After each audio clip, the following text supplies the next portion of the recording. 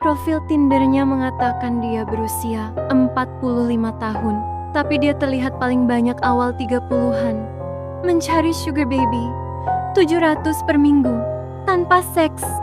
Itu terdengar terlalu bagus untuk jadi kenyataan.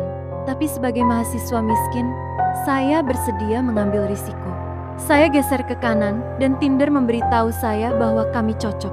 Pesannya datang beberapa detik kemudian. Hai, sayang.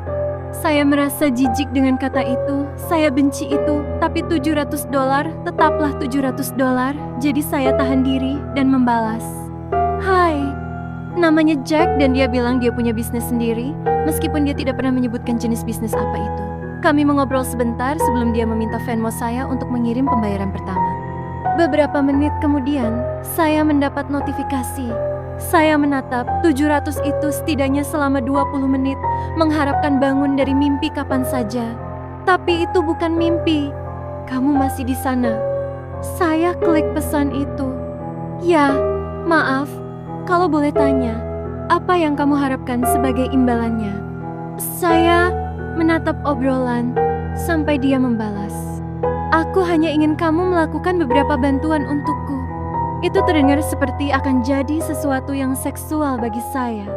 Seperti apa? Contohnya, hal pertama yang aku butuh kamu lakukan adalah mengambil pengiriman untukku. Itu terdengar cukup polos, tapi saya masih mengharapkan ada semacam twist. $700 untuk mengambil paket? Ayo, bahkan saya tidak senaif itu. Dari kantor pos atau apa? Tidak, aku akan kirim alamatnya. Tapi aku lebih suka tidak melakukannya lewat Tinder. Kamu punya Kik atau bisa beri aku nomormu.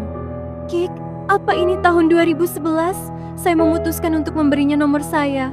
Dan dia langsung mengirimkan alamatnya, diikuti dengan alamat rumahnya, tempat saya harus menyerahkan paket itu. Aku sedang tidak di rumah sekarang, tapi ada kunci di bawah pot bunga biru dekat pintu. Masuk dan taruh paket di meja kopi di ruang tamu. Pastikan kamu kunci pintu saat masuk ke rumah, lalu kunci lagi saat keluar. Saya ambil kunci mobil dan dompet saya, lalu masuk ke mobil, memasukkan alamat ke Google Maps. Mengerti, sedang dalam perjalanan. Ponsel saya bergetar saat saya mundur dari jalan masuk. Aku serius, kunci pintu 2 kali, tolong. Saya pikir itu agak berlebihan, tapi saya janji padanya bahwa saya akan melakukannya. Rumah itu terlihat terlantar. Ada pagar rantai yang rusak di sekitarnya dengan pintu kecil yang nyaris roboh. Rumah itu mencolok seperti jempol yang sakit, dikelilingi oleh rumah-rumah yang jauh lebih bagus dibandingkan ini. Kamu datang untuk ambil barang Jack? Saya mendongak dan melihat seorang pria berdiri di ambang pintu yang terbuka.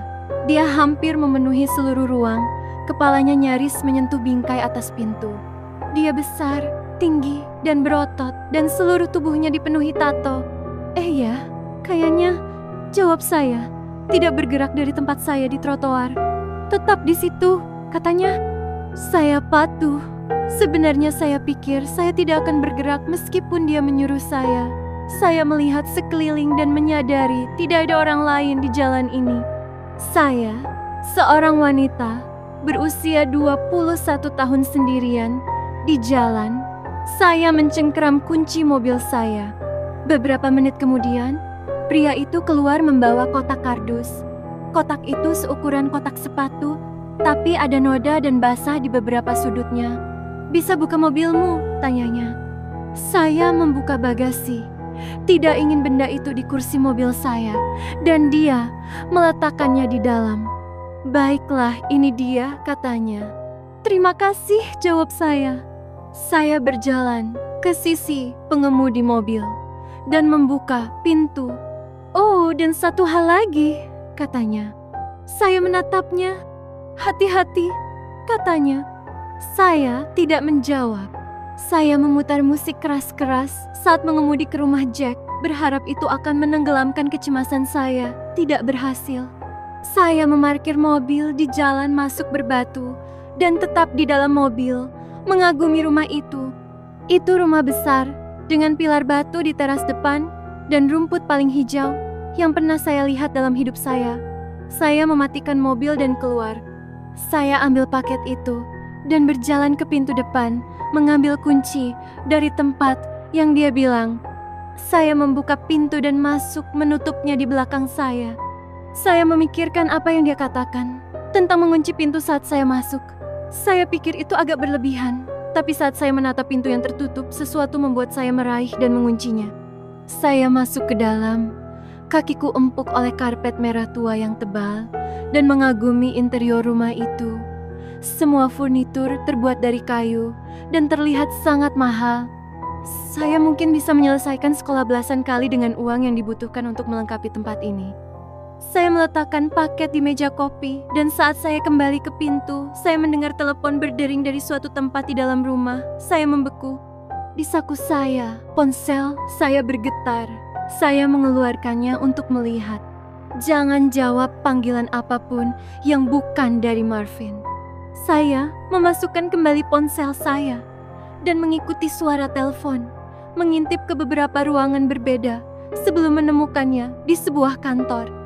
Saya berjalan ke meja dan melihat ID penelepon. Panggilan masuk dari Jack. Itu aneh. Saya ambil ponsel saya untuk melihat pesan itu lagi. Saya mulai merasa sedikit takut dan memutuskan saya tidak akan menjawab demi keamanan dan meninggalkan rumah. Ingat untuk mengunci pintu saat saya pergi. Saya sudah melakukan beberapa bantuan lagi untuk Jack sejak itu. Saya mengendarai BMW ke taman acak di kota lain hanya untuk keluar dan mengendarai mobil lain kembali ke rumah Jack.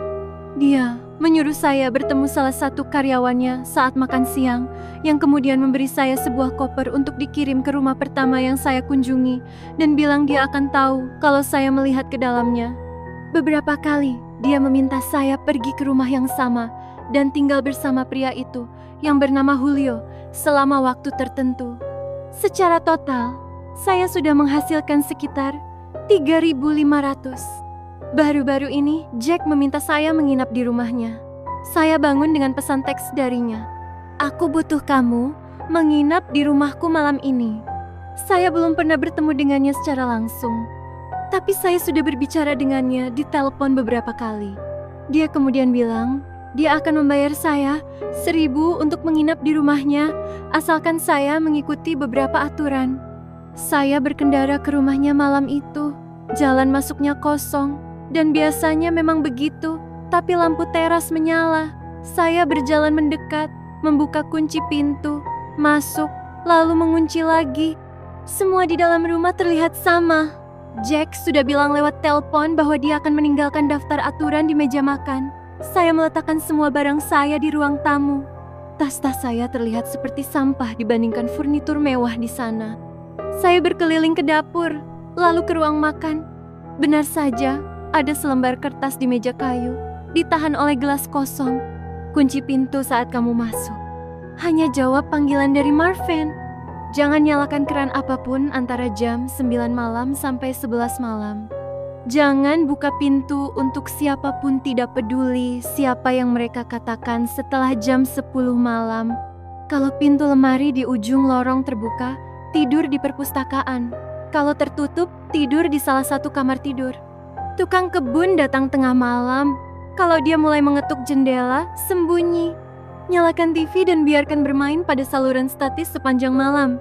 Jangan lupa melakukan ini. Silakan ambil apa saja di kulkas. Aku akan bayar kamu di pagi hari. Selamat malam. Saya pastikan mengikuti semua aturan. Jujur saja, saya menyesal atas keputusan saya. Tapi, karena saya sudah di sini dan saya dibayar, saya memutuskan untuk tetap tinggal. Saya pikir selama saya mengikuti semua aturan, saya akan baik-baik saja. Meski begitu, rasanya agak aneh. Apa ini? Rumah berhantu. Bagaimanapun, saya berkeliling rumah selama beberapa jam karena saya berencana tidur sekitar jam 9 karena saat itulah semua hal aneh akan mulai terjadi. Pukul 8.50, saya sikat gigi menggunakan keran untuk terakhir kalinya sebelum jam 9. Saya periksa lemari di lorong dan setelah melihat itu terbuka, saya pindahkan barang saya ke perpustakaan dan bersiap tidur di sofa. Saya kunci pintu untuk berjaga-jaga dan berbaring di sofa, menggulir ponsel saya. Saya belum mendapat pesan lagi dari Jack dan saya mulai membayangkan skenario serta alasan mengapa dia punya aturan yang begitu ketat dan aneh di rumahnya. Saya tertidur di beberapa titik karena tepat pukul 10:16 malam, saya dibangunkan oleh bel pintu yang berbunyi. Saya hampir bangun untuk memeriksa, tapi lalu saya ingat aturan itu. Jangan buka pintu untuk siapapun, tidak peduli siapa yang mereka katakan setelah jam 10 malam. Saya tetap di sofa, mencoba tidak bergerak, paranoid bahwa mereka akan mendengar suara sekecil apapun. Ini polisi, buka pintu. Saya tidak bergerak. Halo, ini polisi, buka atau kami akan masuk. Saya masih tidak bergerak. Tapi saya bisa mendengar detak jantung saya di telinga. Ada keheningan untuk sementara setelah itu. Lalu bel pintu berbunyi lagi. Hei, ini Jack, biarkan aku masuk. Itu terdengar seperti Jack, tapi tetap saja saya tidak bangun. Dia punya kunci, bukan? Kenapa dia perlu saya membukakan pintu? Ini berlangsung hampir 1 jam penuh. Orang-orang berbeda akan membunyikan bel, mengumumkan diri mereka, lalu menghilang saat saya tidak menjawab. Saya akhirnya bisa tertidur, dan tukang kebun tidak pernah datang. Ketika saya bangun keesokan paginya, saya mendengar seseorang di dapur. Saya bangun perlahan dan membuka kunci pintu sepelan mungkin, membawa ponsel saya dan berjalan melintasi ruang tamu ke dapur. Saya berhenti di pintu masuk dan mengintip ke dalam. Itu Jack. Dia berdiri di depan kompor, mengaduk sesuatu sementara mesin kopi menyeduh kopi di meja di belakangnya. Hei, selamat pagi, katanya saat melihat saya. Hai, jawab saya, gugup.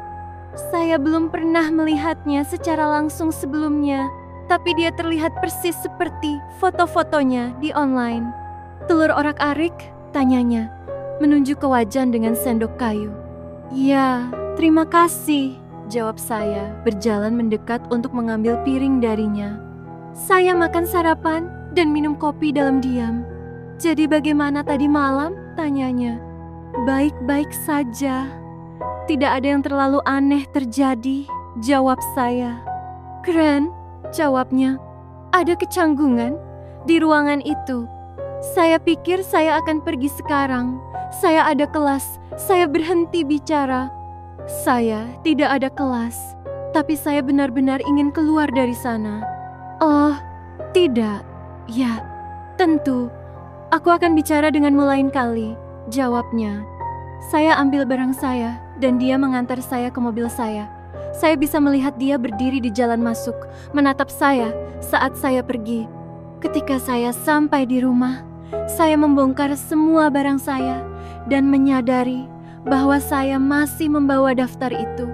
Saya duduk di tempat tidur dan membacanya lagi. Saya merasa tubuh saya tegang saat menyadari bahwa saya lupa sesuatu. Nyalakan TV dan biarkan bermain pada saluran statis sepanjang malam. Jangan lupa melakukan ini. Nyalakan TV dan biarkan bermain pada saluran statis sepanjang malam. Jangan lupa melakukan ini. Jangan lupa melakukan ini. Saya menatap kata-kata di kertas itu sampai mereka kehilangan makna. Di samping saya, ponsel saya bergetar, membawa saya kembali ke kenyataan. Itu pembayaran 1.000. Saya melihat ponsel saya lalu kembali ke daftar itu. Mungkin itu bukan langkah penting. Saat saya memikirkan ini, pesan teks dari Jack masuk. Aku sedang tidak di kota sekarang. Aku akan kembali minggu depan. Jadi kamu bebas dari menjalankan tugas lagi untukku sampai saat itu. Baru saja mengirim pembayaran. Pergi lakukan sesuatu yang menyenangkan. Saya menatap pesan itu dan membacanya lagi. Dan lagi. Dan sekali lagi untuk memastikan aku sedang tidak di kota sekarang. Saya memikirkan kembali pagi ini dan bagaimana Jack ada di rumahnya. Bagaimana dia memberi saya sarapan. Aku sedang tidak di kota sekarang. Dalam beberapa menit, pesan baru masuk kali ini dari nomor yang tidak saya kenali. Apa kamu lupa melakukan sesuatu? Pesan itu diikuti dengan foto Jakarta. Versi Jack ini berdiri di depan TV.